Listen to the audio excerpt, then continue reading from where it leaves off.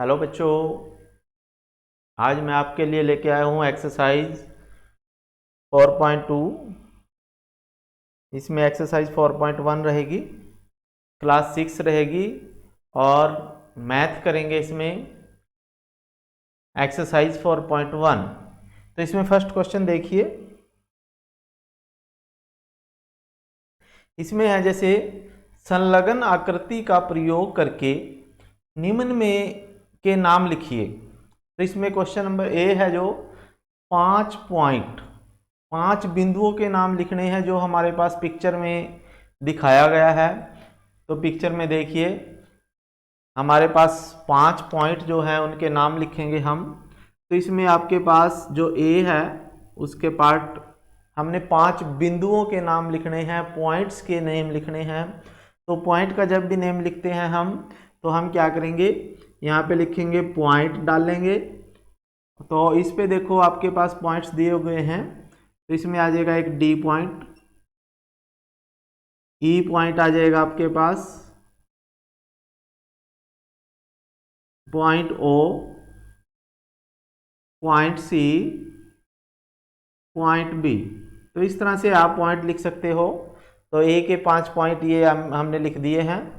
फिर B part में है आपके पास एक रेखा लिखिए। एक रेखा का नाम लिखना है हमने। तो रेखा आप डी बी लिख सकते हो, डी बी, और इसके ऊपर रेखा का ये साइन लगा देंगे। फिर सी पार्ट में देखो क्या पूछा इसने, 4 किरणें लिखने हैं। 4 किरणें आ जाएंगी आपके पास। जैसे ओ से 4 किरणें जा रही हैं, ओ बी, किरण के चिन्ह ये होता है, एरो होता है, ओ सी, ओ डी और ओ ई भी आप लिख सकते हो। तो ये 4 किरणें आ गई, 4 रेज आ गई हैं, 4 रेज या 4 किरणें। फिर उसके पास आपके पास डी पार्ट है, 5 रेखाखंड लिखिए। तो 5 रेखाखंड लिखने हैं हमने। तो 5 रेखाखंड भी आप यही लिख सकते हो, रेखाखंड, और इनके ऊपर आपने और इनके जो है एरो हटा देने हैं। ठीक है।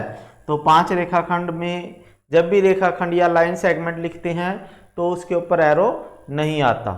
तो इसमें आ जाएगा आपके पास ओ बी, लाइन लगाएंगे ऊपर, ओ सी, ओ डी, ओ ई।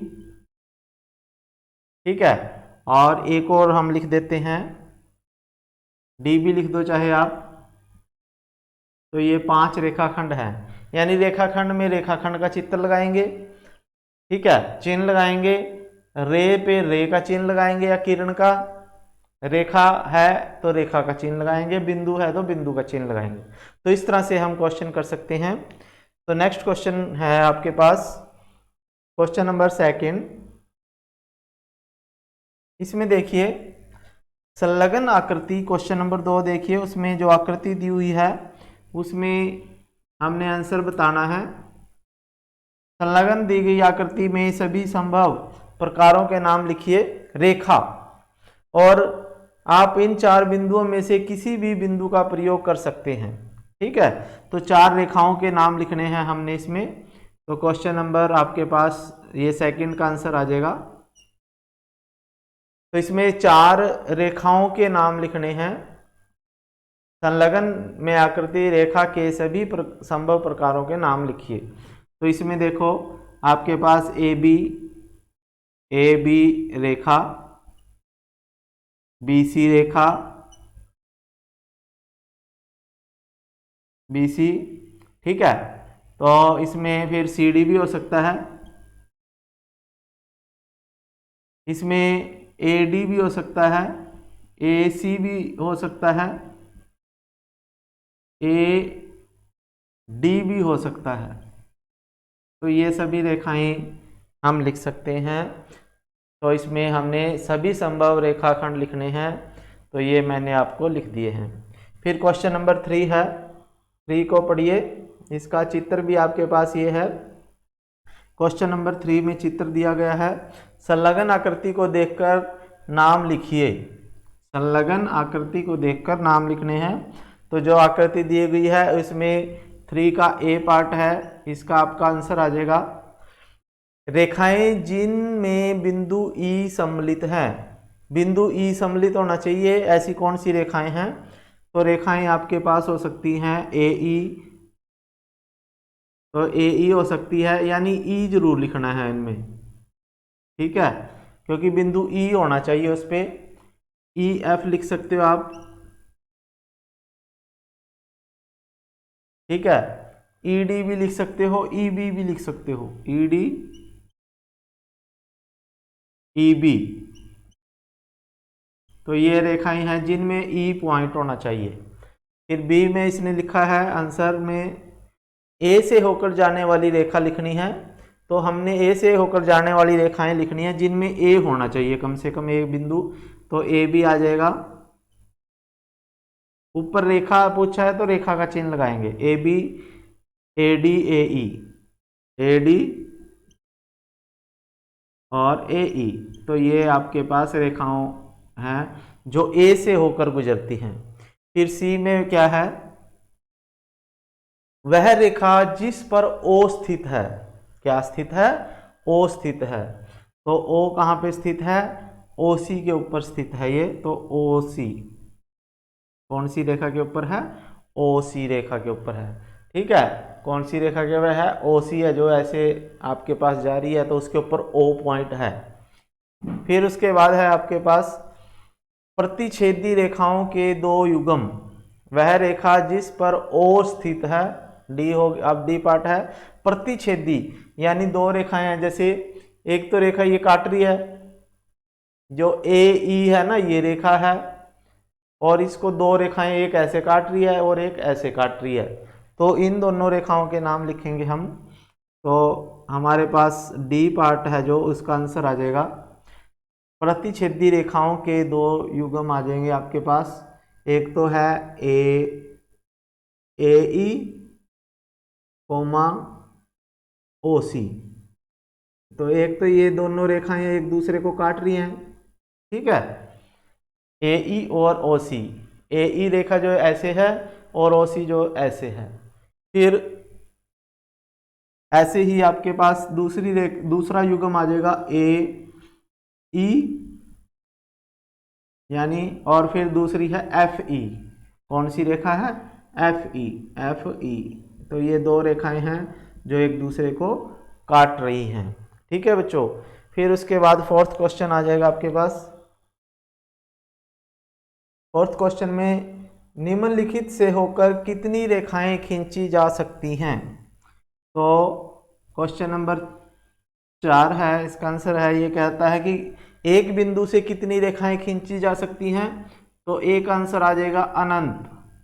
अनंत कितनी? अनंत, यानी एक बिंदु दिया होगा आपके पास, तो इसमें से हम कितनी रेखाएं खींच सकते हैं? तो इसमें से जैसे ये खींच दी, ये भी खींच दी, ये भी खींच दी, ये भी, तो आप चाहे कितनी भी रेखाएं खींच सकते हो एक बिंदु में से, तो अनंत हो जाती है। फिर बी है, तो बी में क्या होगा? दो बिंदुओं से होकर कितनी रेखाएं खींच सकते हैं हम? तो जैसे मैंने दो बिंदु ये ले लिए, तो इनसे दोनों से होकर केवल एक ही रेखा खींच सकते हैं। अगर हम थोड़ा इधर उधर करेंगे तो दोनों से नहीं गुजरेंगी, तो दो पॉइंट से होकर हम केवल एक रेखा खींच सकते हैं। एक आपका आंसर आ जाएगा इसका, ठीक है। तो ये फोर्थ का आपका आंसर था। फिर फिफ्थ क्वेश्चन करेंगे हम। तो फिफ्थ क्वेश्चन में आपके पास है,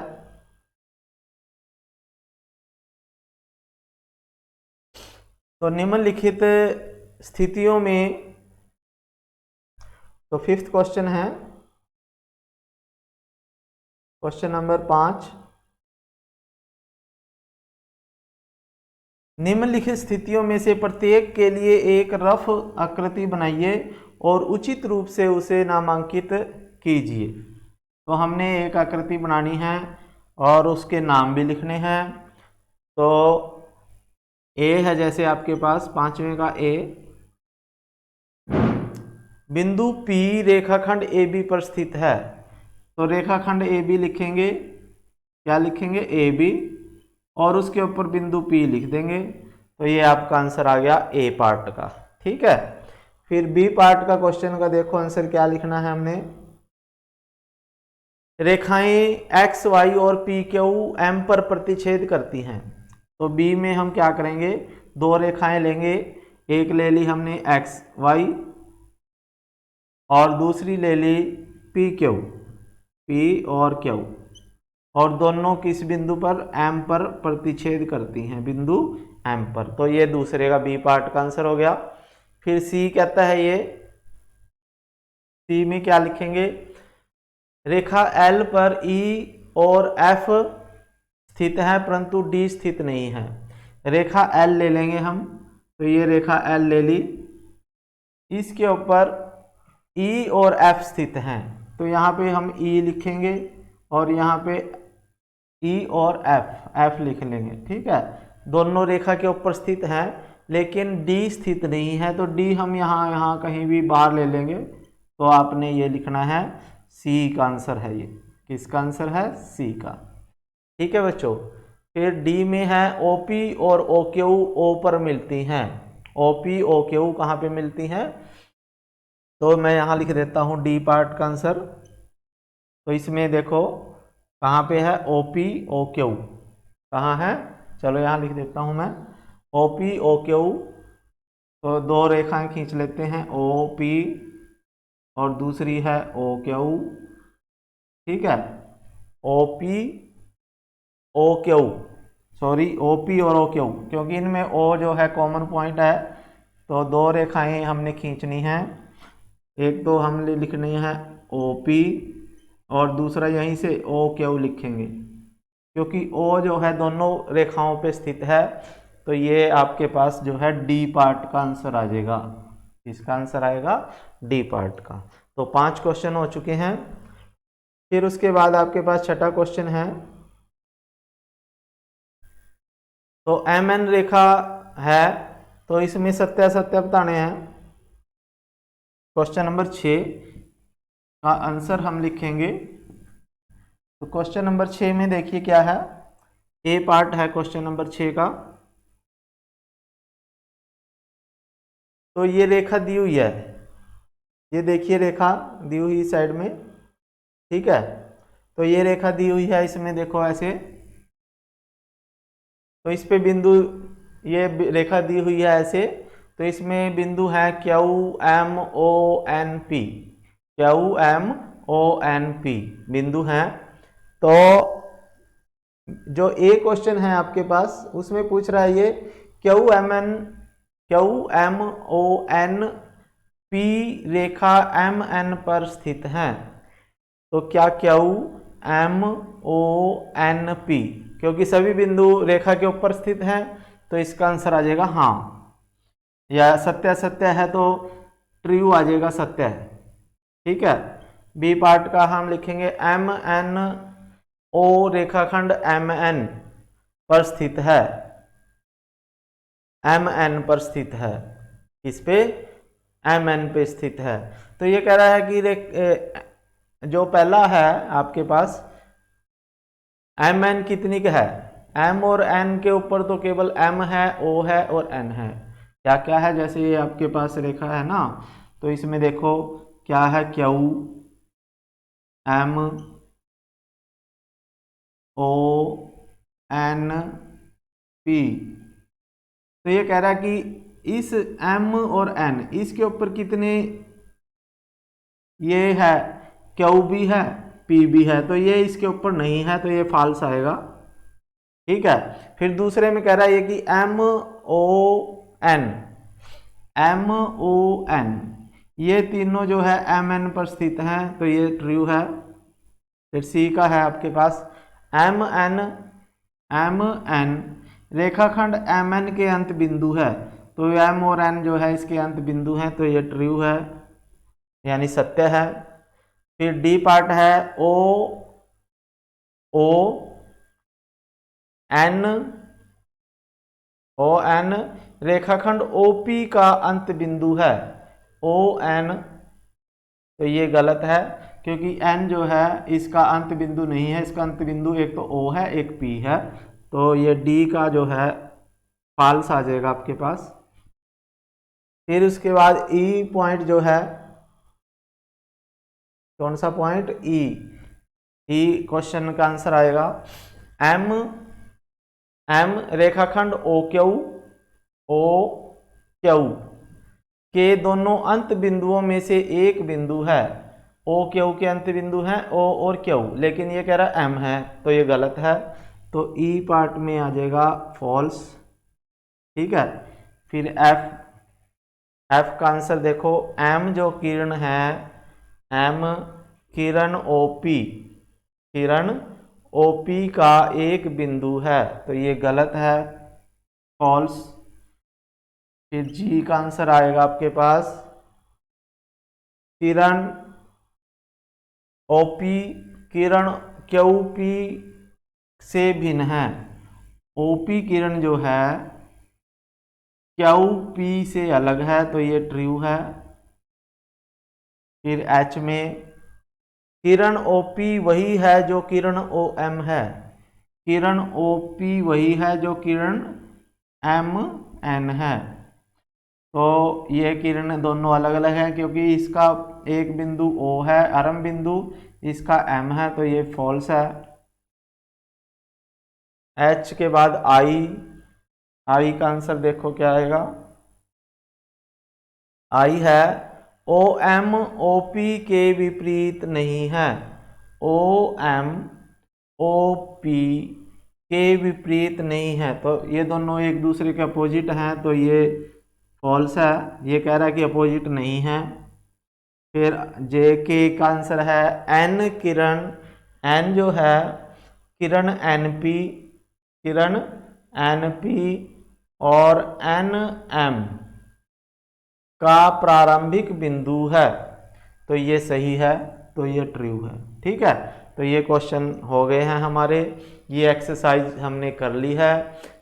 तो अगर आपको ये समझ में आई एक्सरसाइज, तो आपने इसको लाइक करना है, सब्सक्राइब कर लेना है इसको चैनल को, और घंटी के बटन को दबाना है, ताकि सभी वीडियो आप तक पहुंच सकें। ठीक है बच्चों, नेक्स्ट वीडियो के साथ मिलेंगे। धन्यवाद, जय हिंद।